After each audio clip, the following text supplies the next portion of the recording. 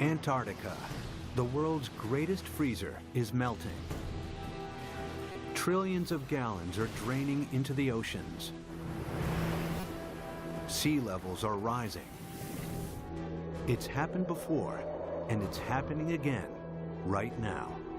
It's not a question of will sea level rise a large amount. It's only a question of how fast that will occur.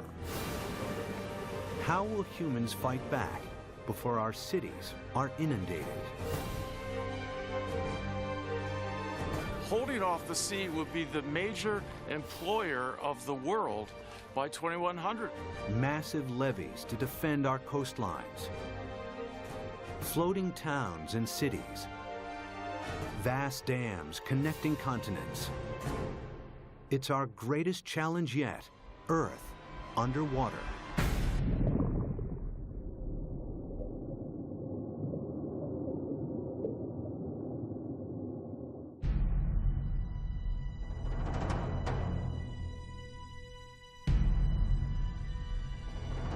This is New York in the 24th century. Sea levels have risen by 120 feet. Manhattan is flooded. What could cause such a terrifying scenario?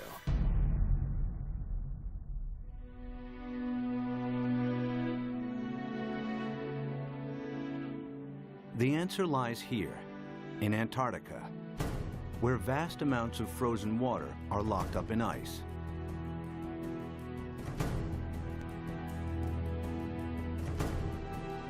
Some of Antarctica's ice sheets are more than 2 miles thick. If melted, this ice would dramatically raise sea levels. And the melting has already started. Taxi jacks complete.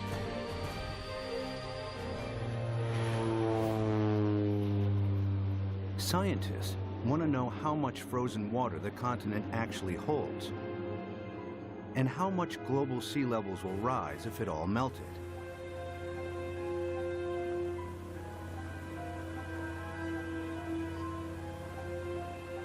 Specially equipped aircraft send radar beams deep into the ice, which reflect off the bedrock and measure the depth of the ice sheet.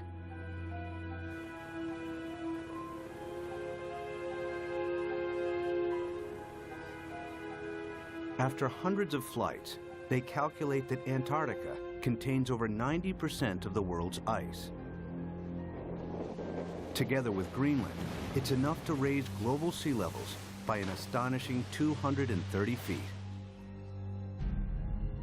This is what North America would look like if all of the planet's ice melted. Europe would also shrink. London's Tower Bridge would become a solemn monument in the sea. Berlin would be flooded, as would Paris.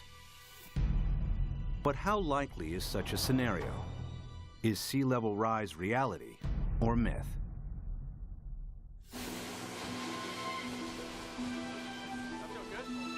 Professor Peter Ward is a paleontologist and astrobiologist.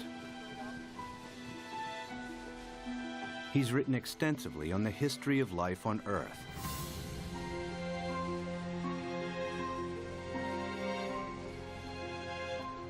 Today, Ward wants to know what would happen to our planet if sea levels rise foot by foot.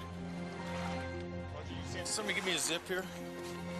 The journey begins in the Florida Keys, a chain of islands south of Miami.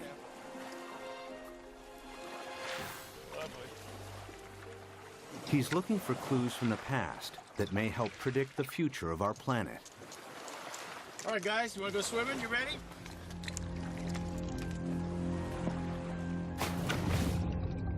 Just a few feet below sea level are banks of coral that have been at this location for over 4,000 years.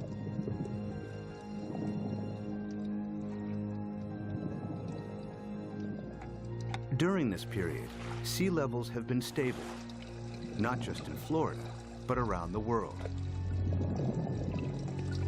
Who's going swimming with me? Come on, boys.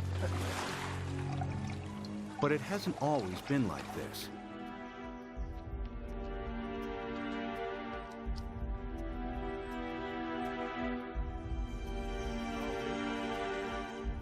A few hundred yards from shore, Peter visits an abandoned quarry that reveals startling evidence from the past. Oh yeah, beauty. Nice. Look at this dude. Sitting right in growth position, grew straight up.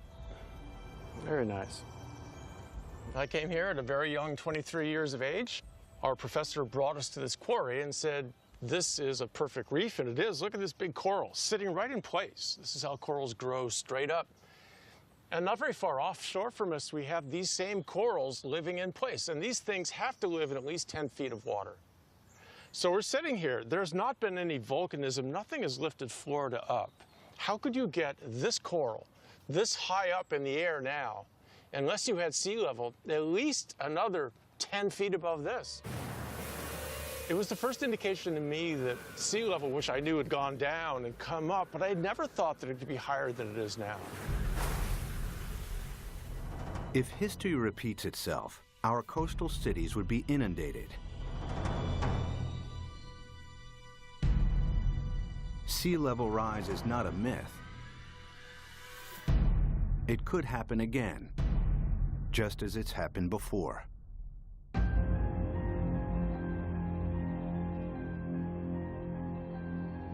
The beginning of the most recent ice age was 70,000 years ago. The ice sheets expanded, the planet's landmass grew, and sea levels fell. Then temperatures rose again. The ice receded.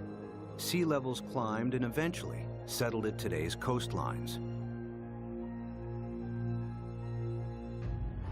But global temperatures are on the rise again. This time from humans burning huge amounts of fossil fuels. They produce CO2 and other greenhouse gases that heat up our atmosphere. Whenever global temperatures rise, sea levels follow. We have emitted so much carbon dioxide that the amount of carbon dioxide in our atmosphere has increased by about 1/3 in the last 100 years, and it is now higher than any time since at least 1 million years. We expect about 3, 4, even 5 degrees centigrade warming in this century. The warmer it gets, the faster the sea level rises. That means sea level rise will get faster and faster as we heat up the planet more. Of course, predicting future sea level rise is difficult, as the planet has never before experienced the dramatic increase in CO2 of the last 100 years. But Professor Rahmstorf's climate model predicts a maximum 6-foot sea level rise this century, as higher temperatures kick in.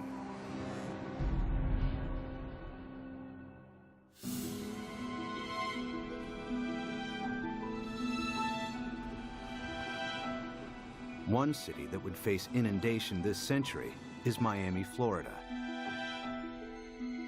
Just a few feet above sea level, it has virtually no defenses against a rising ocean.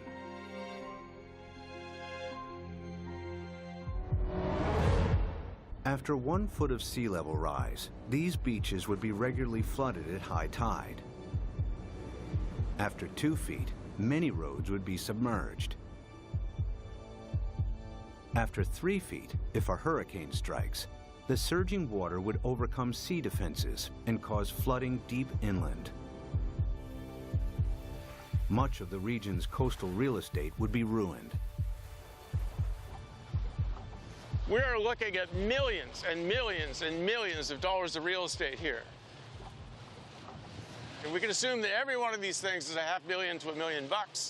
We've got 100 here, we've got $1 billion in a very short area through here. So our $1 billion of houses, we get 1 meter, 3 feet of sea level rise, and every single one of these houses is useless. Who's going to buy them? What happens to this $1 billion of real estate by the time we get 3 feet? I mean, it's gone. It's useless. It's just, you scrape it off with bulldozers, and you just leave it here. That's what will happen. It'll just be left here. And it's not just residential properties that will be affected.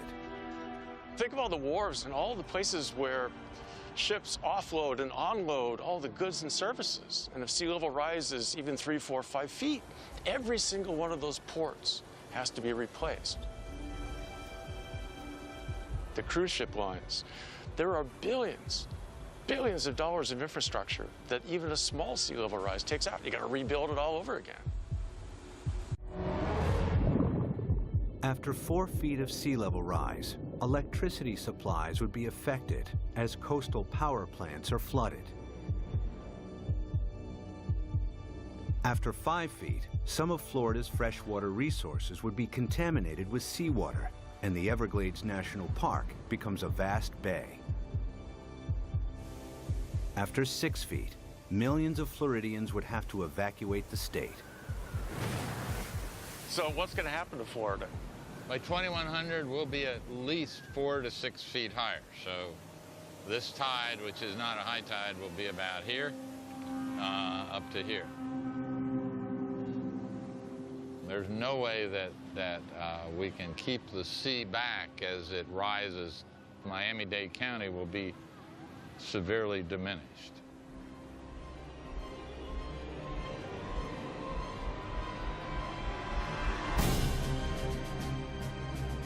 By 2100, after 6 feet of sea level rise, Miami would look like this. There's no way to prepare for this. You can't put levees around the kind of sea level rises we're in for. We're a city that's only a little over 100 years old. We became a town, an incorporated town in 1896, so we're not that old. But we may not make it for the next 100 years. The only way to prevent Miami from flooding would be to construct a vastly expensive system of levees surrounding the city. It would be a major engineering challenge, as Miami is built on porous ground that allows seawater to seep through. Alternatively, if Miami was flooded, the city would eventually have to be abandoned. There are cities you can save and cities that you can't save, and the choices will be based on, can we dike it off, can we put it off, or is this too expensive, not worth the price, not worth the effort. One city determined to defend itself against the sea is New Orleans, Louisiana.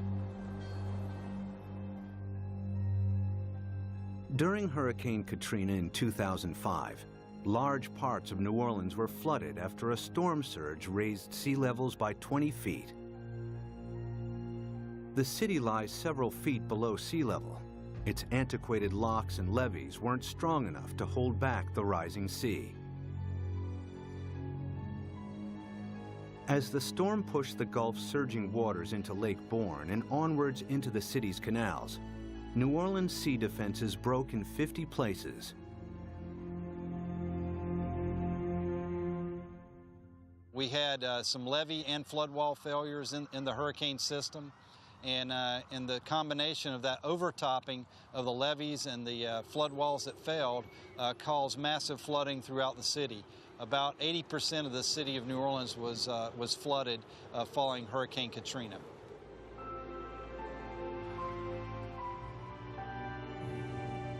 It took weeks before the floodwaters were pumped out and residents were able to return. Among them were Victory Wallace Taylor and her son Peter, who returned home to a badly damaged house. The flood was very bad. They wouldn't let us come and see about our house. It damaged my heart a little bit because I'm afraid for the flood. Like if the flood come in again, I don't know what to do because I think I might panic this time. I don't know. It is a hard pill to swallow, you see.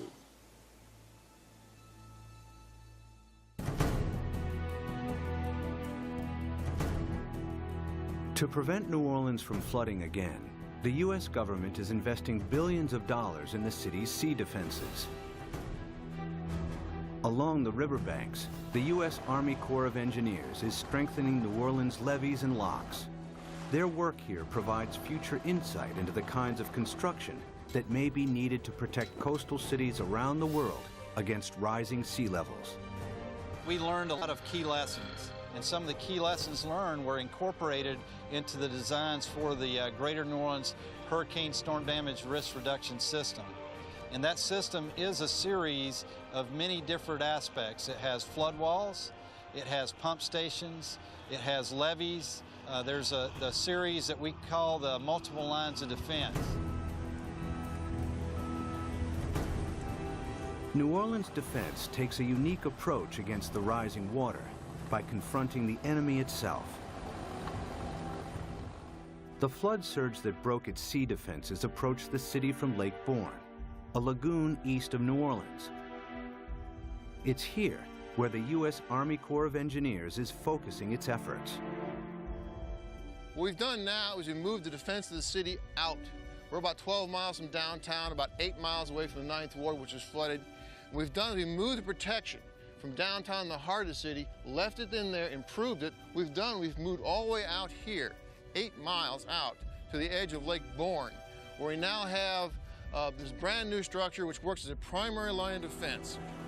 New Orleans is made up of the best topsoil from the United States that came down the Mississippi River and built up down here. However, back in graduate school, the whole idea was that the better it is to grow something on, the worse it is to build on. Well, this is the topsoil of the nation down here, so it's the worst possible stuff to build in. What you see behind me is the Hawken. It is a pile-driving crane brought in from Seattle, Washington, across the Pacific Ocean, down to the Panama Canal to New Orleans to build this particular gate and the barge gate. And what we've had to do is go down 60 feet through the newer material down to the old Pleistocene clay, and that is our basis. So the main wall itself goes down to minus 130 feet, and the batter piles that brace it are down to 190 feet.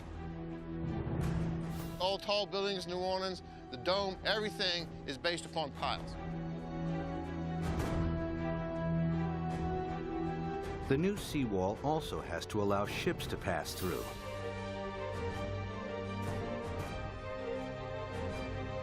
Dry cofferdams are put in place to construct barge and sector gates. The concrete is poured, the dams are flooded, and the gates can be completed.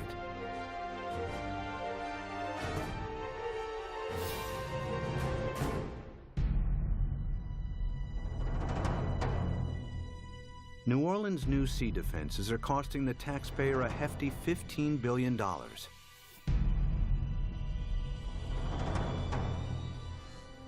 But their design only accounts for storm surges that build from sea levels today.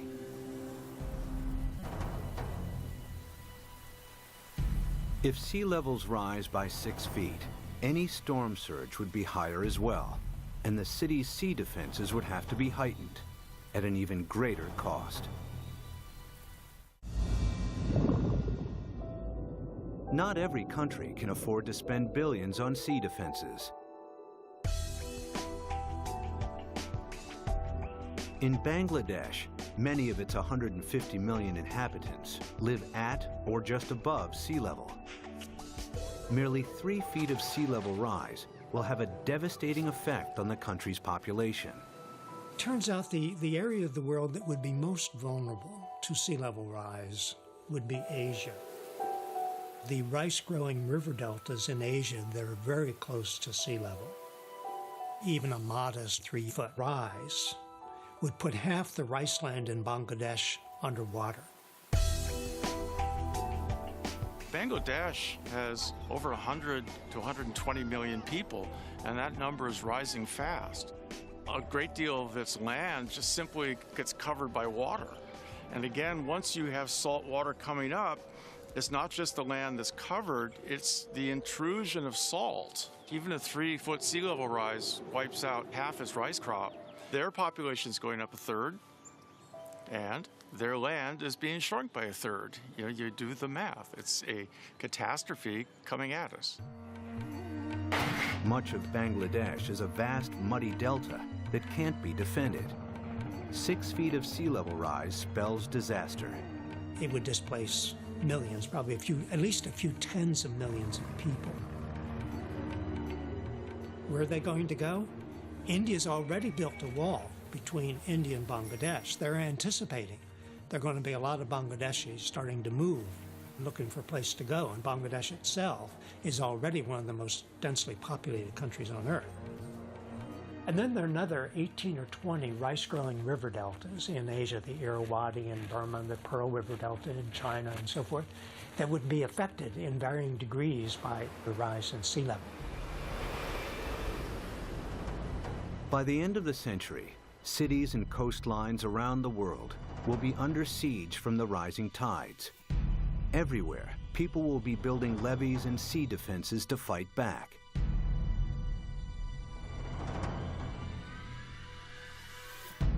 But sea level rise won't stop at 6 feet. They're likely to rise at an even faster rate.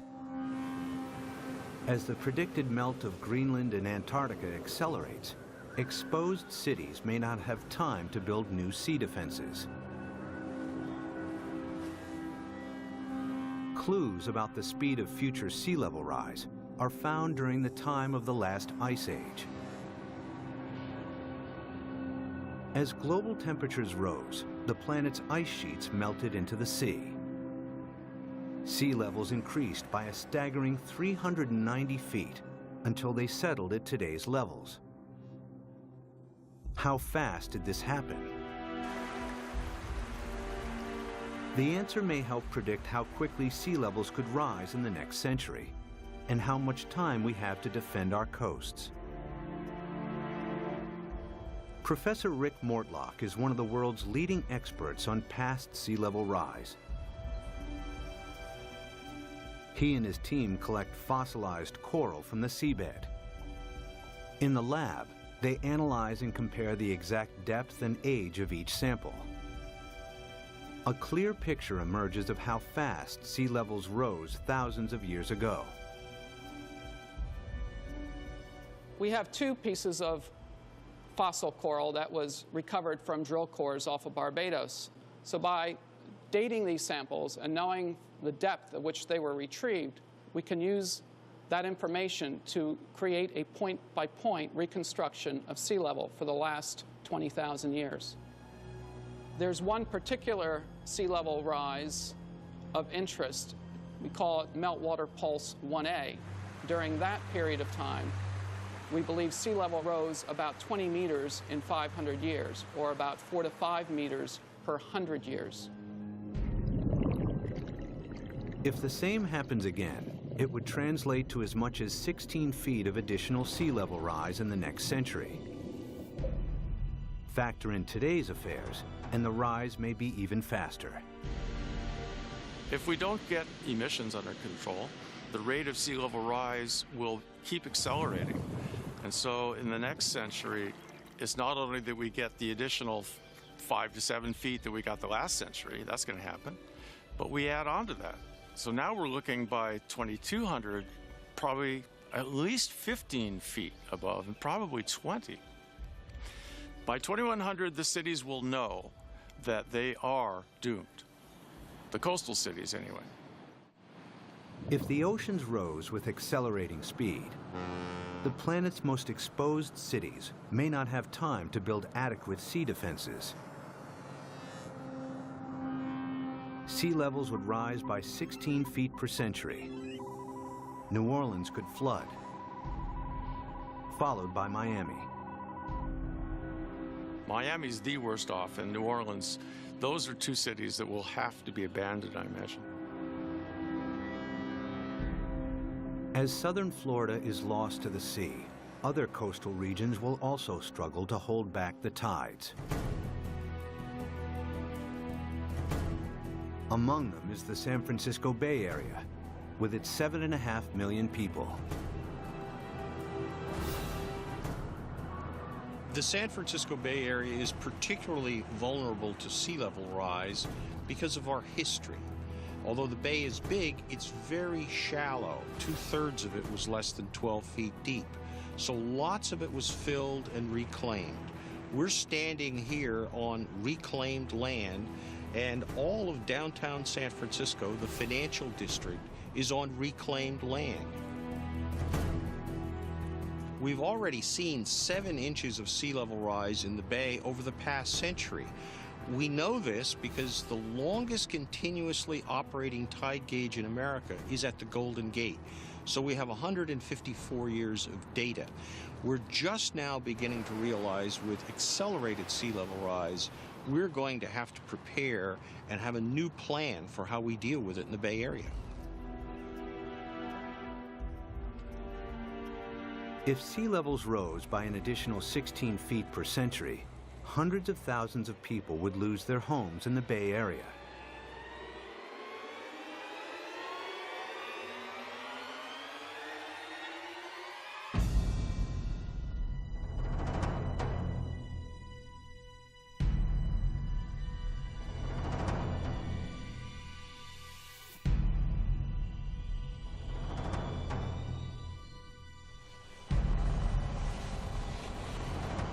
To protect San Francisco Bay, levees would have to be built on a massive scale.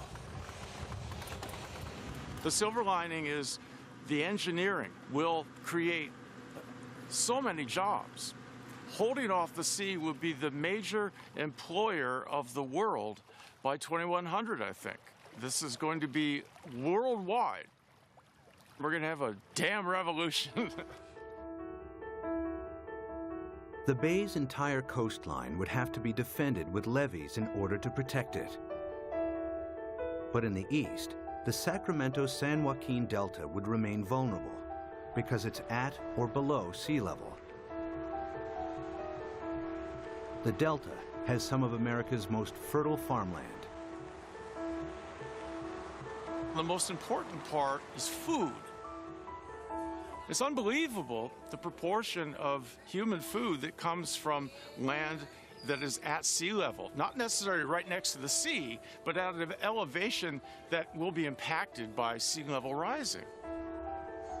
Sea level rises a little, all those fields next to it, even if they're not covered by the sea, are rendered useless for human crops by the sea. If the Delta and its farmland were lost to the sea, California's food supply would be in jeopardy.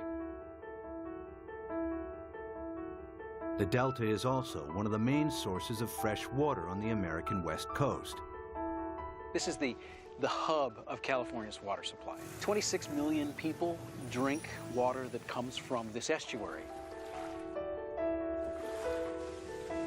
That's a huge number. 2/3 of the population of California gets water from this estuary. If you raise sea level even a foot, you know, which in our mind isn't all, as geologists, that doesn't seem like much, yeah, but that's common, yeah. If you raise sea level a foot, the work that we've done suggests that you will salt up this end of the delta, even if the levees all stay together, even if they don't fail. If sea levels rise by 6 feet this century, local rivers will be contaminated with salt, and California's main fresh water supply will be lost. In the next century, after an additional 16 feet, the entire delta will be claimed by the sea.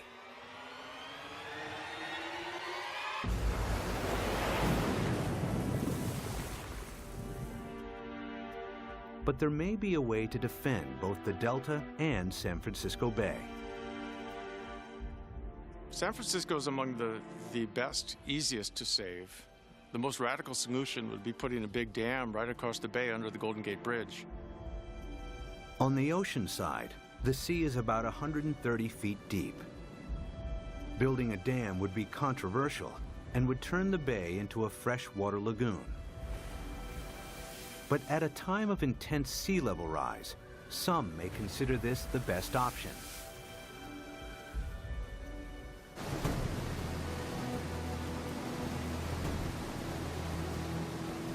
Using cutting-edge technology, huge dredgers could pick up sand from the seabed nearby and deposit it as the dam's foundation.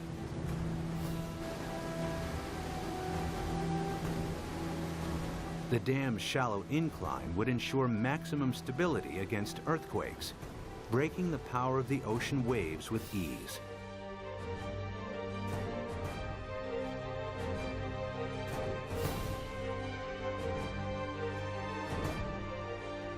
Vast pipes and pumps would be installed to keep the bay's river water flowing out to sea.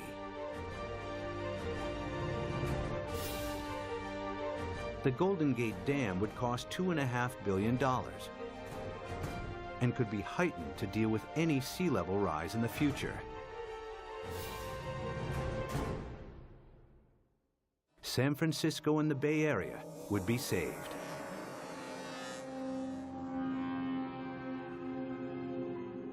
One region that may benefit from the U.S.'s sea defenses is the Mediterranean. It's flanked by countries both rich and poor that have thousands of years of history. The Mediterranean has a unique feature, a narrowing at its mouth. The Straits of Gibraltar are between 10 and 20 miles wide, stretching from southern Spain to Africa. A dam could keep the rising water of the Atlantic separate from the Mediterranean. There's been a plan since World War II, for instance, to put a dam between the Rock of Gibraltar and Morocco on the African side. A dam big enough that sea level rise does not affect the Mediterranean. But building a dam here has one major drawback. Every year, the Mediterranean loses 2 feet of sea level through evaporation that is compensated by the inflow of water from the Atlantic. The dam would cut this off. In the case that you build a dam in the Gibraltar Straits, there will not be the flow of water from the Atlantic. So in the case that you cut the flow, so there will be a evaporation, there will not be compensation, and there will be a permanent drop of the water level. After years of evaporation, the Mediterranean would turn into a stagnant saltwater lake. Eventually, the sea would dry out. And if then the sea level would rise, let's say Sea defense engineer Peter Janssen maps out possible solutions on how to keep the Atlantic flowing while building the world's largest super dam. I looked at the surroundings. I looked at what may be required to make a closure. And then, well, I thought it may be feasible.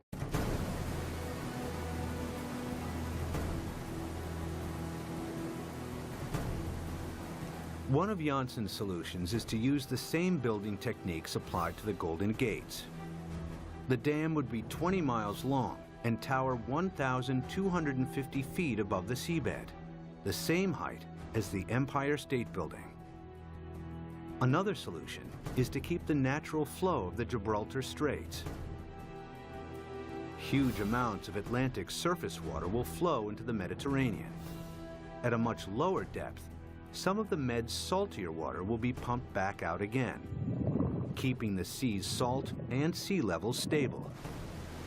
The world's greatest super dam would cost $275 billion. The total cost related to what may be the impact for all the cities around the Mediterranean, it seems acceptable. It may be a solution. The Gibraltar Dam would be the world's largest man-made structure, using enough rock to build 1,000 Great Pyramids. Although the dam would cut off the migration of marine life between the Med and the Atlantic, it would save the entire Mediterranean coastline from flooding. It's certainly technologically possible. The old cradle of civilization becomes really the center of civilization. They would be the last coastal cities never affected by sea level rising.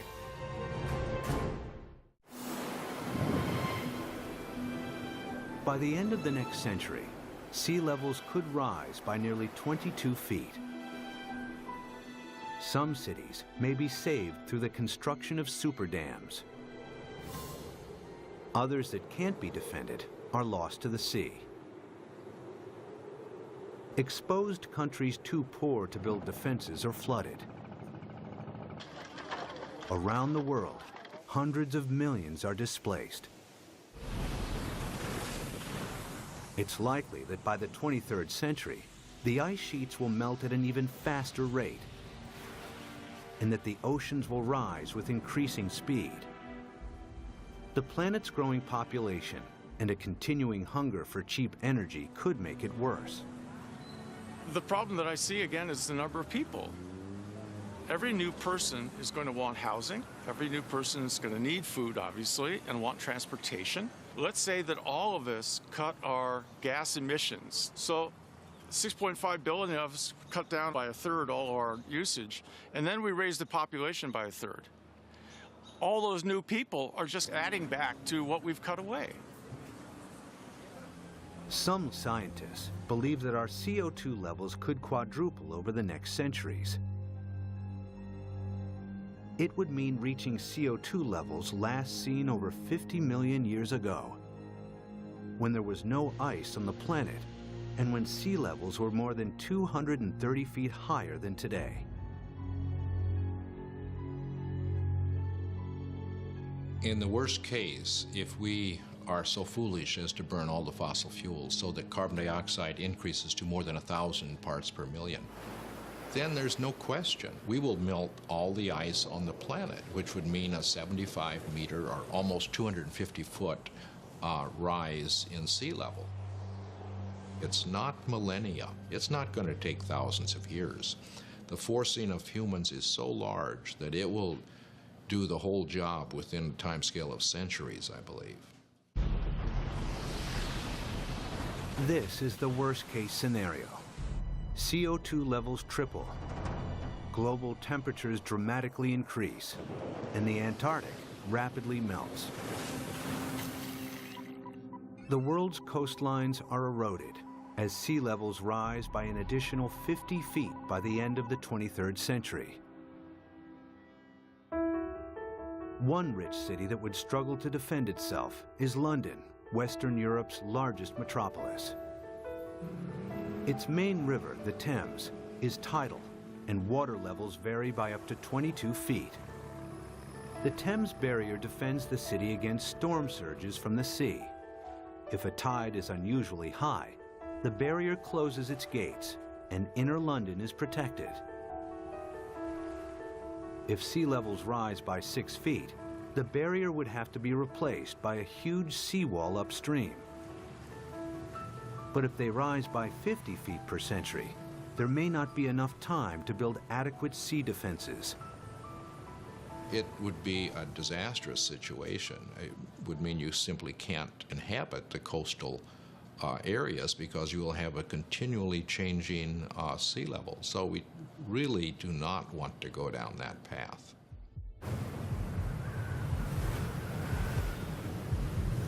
If CO2 continues to increase at a growing rate, 50 feet of sea level rise per century is a distinct possibility.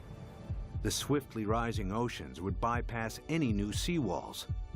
London and large parts of England would be flooded within a few centuries.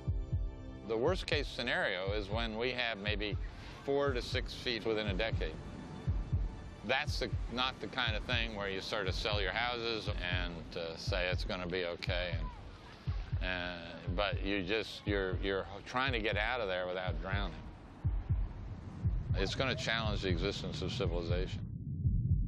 One of London's most famous landmarks, the Tower Bridge, would become a somber outpost in the sea. I mean, there would be a degree of panic that we cannot imagine as each country tried to figure out how it somehow could survive. Rising oceans would seep underneath obsolete levees or breach areas where there wasn't the time or money to strengthen seawalls. The rapidly rising sea levels would soon overwhelm large parts of continental Europe. By the time all of the Antarctic's ice has melted, Denmark, the Netherlands, and large parts of northern Germany and France will be lost. Significant sea level rise may turn Berlin into a coastal town within centuries. Another 100 years, and the city would be lost to the sea. The rising sea would creep up the River Seine and find its way to Paris. With an elevation of 115 feet, the French capital would be vulnerable to sea level rise. After all of the planet's ice is melted, it will flood.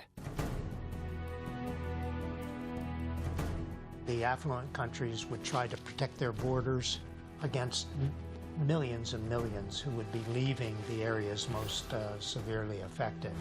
But the stresses associated with migration on this scale are unimaginable.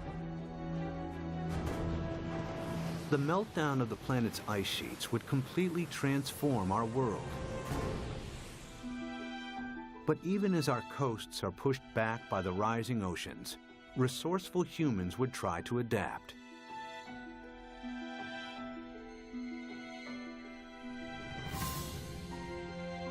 There are already plans to rescue New York.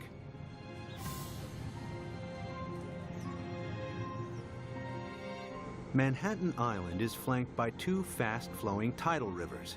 The entire city is directly exposed to the North Atlantic and extremely vulnerable to sea level rise.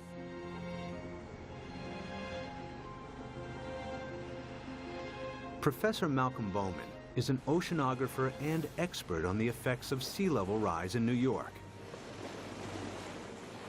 If the worst case scenario, the rapid meltdown of the ice sheet on Greenland, the West Antarctic ice sheet, were to happen extremely rapidly, the future of New York City is in peril. So the city has two options. One, either build massive defenses, or two, start evacuating the city and its population to higher ground. The flooding of New York's underground installations would only be the first in a series of catastrophic events. After the first 6 feet of sea level rise, parts of lower Manhattan would be submerged. If sea levels rise by 50 feet, the water would move into Times Square. Behind me is the Manhattan Bridge, with sea levels rising 250 feet. That bridge would have seawater lapping around the roadway. New York City as we know it would not exist. But there is a way that New York might adapt even to extreme sea level rise. The idea is to build on water. Here in the Netherlands are several communities of floating houses. Koen Olthaus is a visionary architect who believes these houses are the beginning of a new trend in design and construction. So what you will see is that people go and design floating apartment buildings and really floating structures like 200 by 200 meters with roads on top of it and with cars on top of it and houses. Such floating cities could be built with a new lightweight material that's like a concrete sponge. The beauty about floating cities is that you don't have to protect them from nature. They just go on with nature, they live with nature. And they will just go up and down with the water. Olthaus has designed a seawall to protect Manhattan, with floating districts attached to it. New York, we're going to build a new Wall Street around it, around Manhattan. So we can redesign the city around it, or even having floating leisure around it, floating agriculture. A floating New York is still in the concept stage. But one day, this may be the solution for hundreds of coastal cities facing inundation. The best silver lining of the whole thing to me is that it will require a united world. A world war against sea level will have to bring all of the squabbling governments to act together. The sea doesn't care what your national boundary is. It's an equal opportunity flooder. We will have to, as a planet, come at this in a united fashion. Whether it's the construction of massive seawalls or super dams, sea level rise will happen. The question is not if, but how fast and how much our oceans will rise. Much will depend on our own CO2 emissions.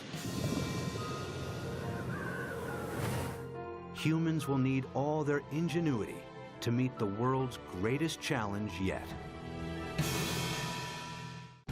When when 7 p.m. feels like this, you must be watching the National Geographic Channel.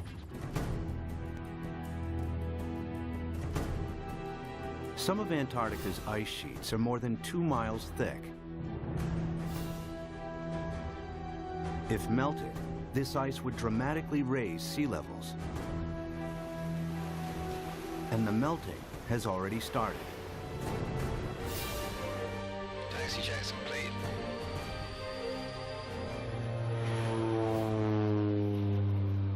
Scientists want to know how much frozen water the continent actually holds, and how much global sea levels will rise if it all melted.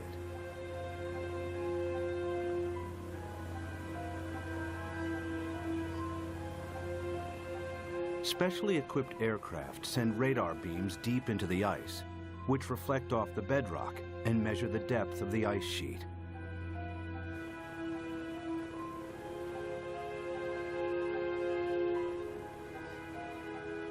After hundreds of flights, they calculate that Antarctica contains over 90% of the world's ice.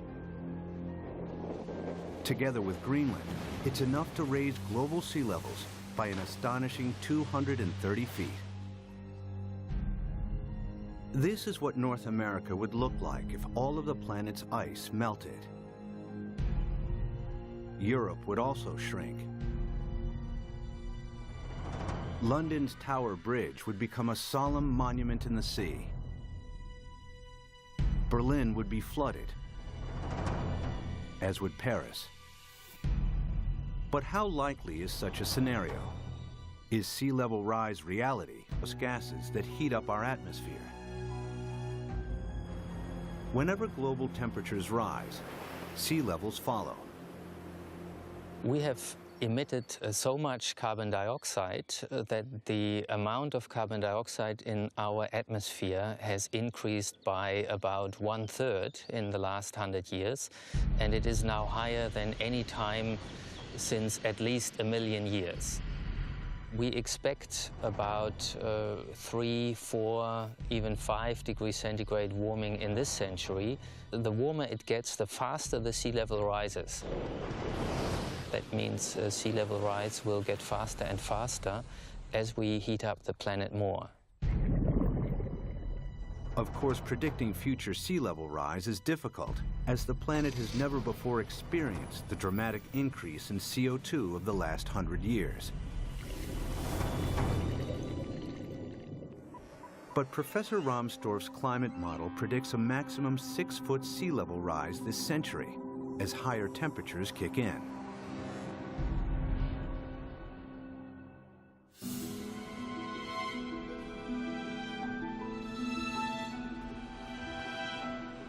One city that would face inundation this century is Miami, Florida. Just a few feet above sea level, it has virtually no defenses against a rising ocean.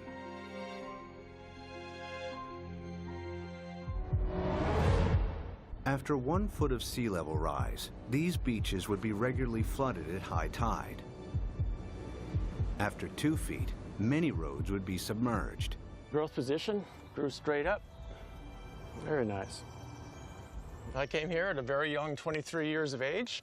Our professor brought us to this quarry and said, this is a perfect reef, and it is. Look at this big coral sitting right in place. This is how corals grow straight up. And not very far offshore from us, we have these same corals living in place. And these things have to live in at least 10 feet of water. So we're sitting here. There's not been any volcanism. Nothing has lifted Florida up. How could you get this coral this high up in the air now, unless you had sea level, at least another 10 feet above this? It was the first indication to me that sea level, which I knew had gone down and come up, but I had never thought that it could be higher than it is now. If history repeats itself, our coastal cities would be inundated. Sea level rise is not a myth. It could happen again, just as it's happened before.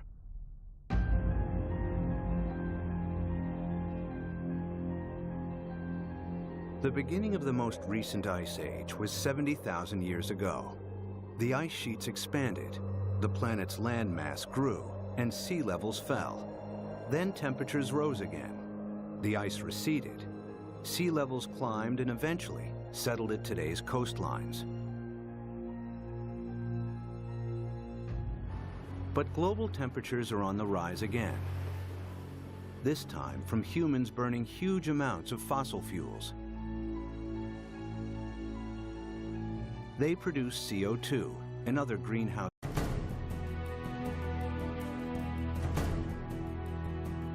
Antarctica, the world's greatest freezer, is melting. Trillions of gallons are draining into the oceans. Sea levels are rising. It's happened before, and it's happening again right now.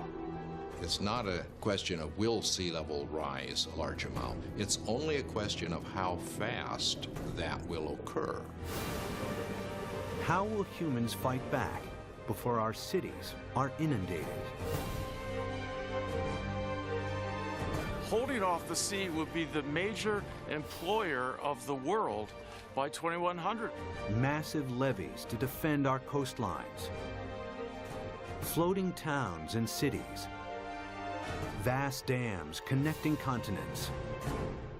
It's our greatest challenge yet, Earth underwater.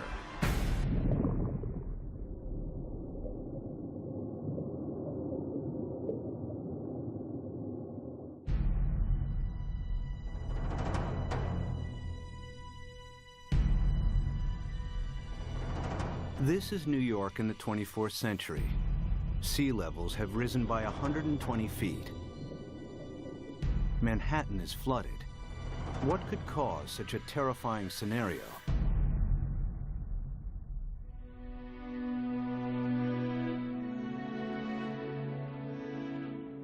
The answer lies here, in Antarctica, where vast amounts of frozen water are locked up in ice.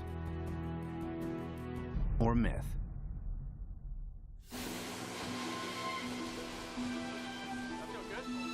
Professor Peter Ward is a paleontologist and astrobiologist. He's written extensively on the history of life on Earth.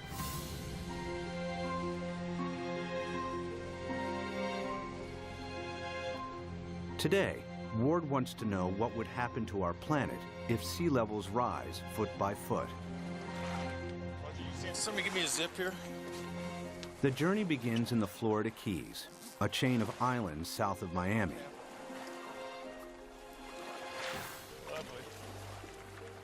He's looking for clues from the past that may help predict the future of our planet. All right, guys, you want to go swimming? You ready?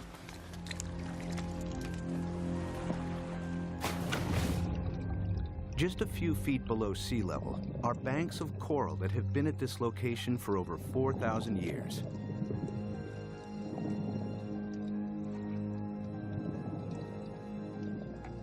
During this period, sea levels have been stable, not just in Florida, but around the world. Who's going swimming with me? Come on, boys. But it hasn't always been like this.